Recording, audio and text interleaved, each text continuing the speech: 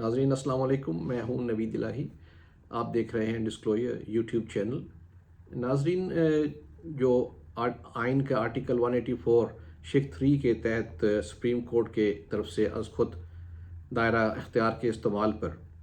جو قومی اسمبلی میں بل پاس کیا گیا تھا، آج وہ سینٹ سے بھی منظور کر لیا گیا ہے۔ یعنی یہ جو سو موٹو جو اختیارات ہیں، جو چیف جسٹس کے سو موٹو جس کو کہتے ہیں کہ از خود اختیار، جس میں کوئی رجوع نہ کرے لیکن کورٹ خود اختیار اس پہ نوٹس لے لے اور ایکشن کر لے، اس کو ریگولیٹ کرنے کے لیے یہ بل پیش کیا گیا ہے۔ اور اس بل کا مقصد یہ ہے کہ چیف جسٹس کے ان اختیارات کو منظم کیا جائے اور محدود کیا جائے، اور یہ سمجھا جا رہا ہے کہ اس طرح یہ محدود کرنے سے یا منظم کرنے سے جو اختیارات کا غلط استعمال ہے اس کو روکا جا سکتا ہے، اور یہ شفافیت کو اور احتساب کو فروغ دے گا۔ اور دوسری جانب ناقدین کا خیال ہے کہ اس سے اختیارات پہ زد پڑے گی، چیف جسٹس کے اختیارات پہ زد پڑے گی، اور نظام انصاف پر جو ہے وہ منفی اثرات ہوں گے۔ یعنی ان کے خدشات یہ ہیں کہ جو انسانی حقوق کی خلاف ورزیاں اور بدعنوانی کے مقدمات ہیں، اس میں بھی چیف جسٹس کے اختیارات جو ہیں وہ سلب ہو جائیں گے یا محدود ہو جائیں گے۔ اور ان کا استدلال یہ ہے کہ سپریم کورٹ کو شہریوں کے حقوق کے تحفظ اور انصاف کی فراہمی کے لیے یقینی بنانے کے لیے ایسے اختیارات، ایسے معاملات کا نوٹس لینے کا اختیار ہونا چاہیے۔ مگر دوسری طرف پھر جو حامی ہیں وہ کہتے ہیں کہ اس طرح کے اختیارات کو اکثر، جو سو موٹو اختیارات ہیں، اس کو اکثر سیاسی اور جو لیجسلیچر میں اور ایگزیکٹو کے معاملات میں مداخلت بہت کی گئی ہے اس سے، یعنی اس کا یہ غلط استعمال کیا گیا ہے۔ یعنی چیف جسٹس کو ایگزیکٹو اور مقننہ کے کاموں میں دخل نہیں دینا چاہیے اور اپنے کام تک محدود رکھیں۔ اب صورتحال یہ ہے کہ اس بل کے اوپر، جو کہ بل آئین اس قومی اسمبلی سے اور سینٹ سے پاس ہو چکا، اس پہ بہت ڈویژنس پیدا ہو گئی، خاص طور پہ وکلا برادری میں، قانونی برادری میں۔ بلکہ میں یہ کہوں گا، آپ دیکھیے کہ جو پاکستان بار کونسل ہے، انہوں نے اس کے حق میں بات کی ہے اور انہوں نے بل کو سراہا ہے، اور ان کا مین دلیل یہ تھی کہ اس سے جب بھی وہ نوٹس لیں گے سو موٹو یا از خود نوٹس لیں گے، اس سے اپیل کا حق جو ہے وہ مل جائے گا۔ تو یہ ایک بڑی اہم بات ہے۔ اسی طرح سندھ بار کونسل نے بھی اس کے حق میں بات کی، اور انہوں نے ایک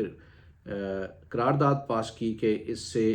شفافیت پیدا ہوگی انصاف کے عمل میں، اور عام آدمی کی انصاف تک رسائی میں بہتری پیدا ہوگی۔ یعنی بار نے مین بات یہ کی، اور سب نے باقیوں کا موقف یہ ہے کہ صرف ایک آدمی کے اوپر انحصار نہ کیا جائے۔ یعنی ان جیسے ججز نے یہ خود بھی کہا، دو فاضل جج جو سپریم کورٹ کے، انہوں نے کہا کہ ون مین شو نہ ہو۔ انہوں نے یعنی جسٹس منصور علی شاہ اور جسٹس مندو کھیل کے جو فیصلہ ہے اس کی بھی تعریف کی، جس میں انہوں نے کہا ہے کہ بطور ادارہ کام کیا جائے، نہ کہ صرف ایک ہی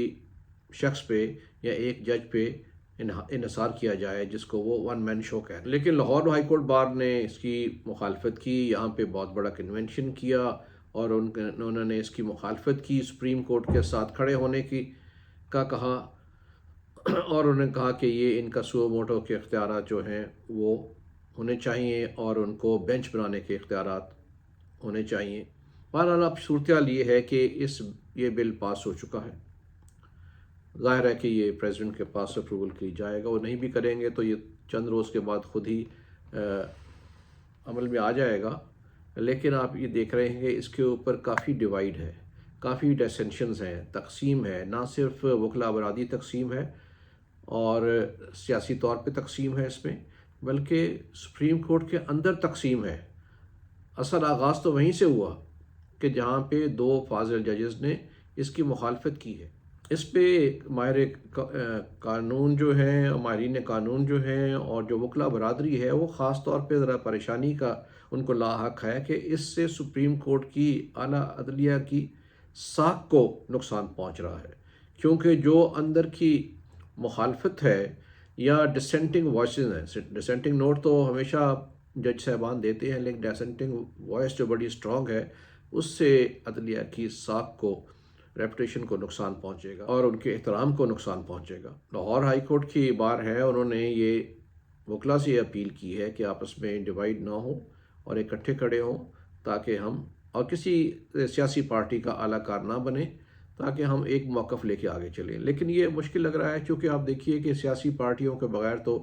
وکلا کا اپنا بھی کوئی ایسی فورس نہیں بنتی۔ ججز کی بحالی کی تحریک تھی، تب بھی جو کامیابی تھی وہ پولیٹیکل پارٹیز کی وجہ سے ہی تھی۔ ساتھ ظاہر ہے کہ یہ وکلا بھی اس پہ بڑی تعداد میں شامل تھے، لیکن لیڈ اس کو سیاسی پارٹی ہی کر رہی تھی۔ تو اس پہ علمی بحث تو جاری رہنی چاہیے، اس میں کوئی حرج نہیں ہے، اور کوئی قانون جو ہے وہ اسٹیٹک نہیں ہوتا، معروضی حالات کے مطابق اور نئے حالات کے مطابق اس میں تبدیلی آتی رہتی ہے۔ اگر یہ سمجھا گیا ہے، اور پارلیمنٹ نے جو کہ سپریم ادارہ ہے، اس نے ایک اس پہ سوچا کہ اس کو پروسیجرل چینجز کی جائیں، 184(3) کو چینج نہیں کیا لیکن پروسیجرل چینجز کی گئی ہیں، تو اس کو خوش دلی سے قبول کرنا چاہیے، تاکہ مزید بدمزگی نہ ہو اور آپس میں مزید مخاصمت نہ ہو۔ شکریہ۔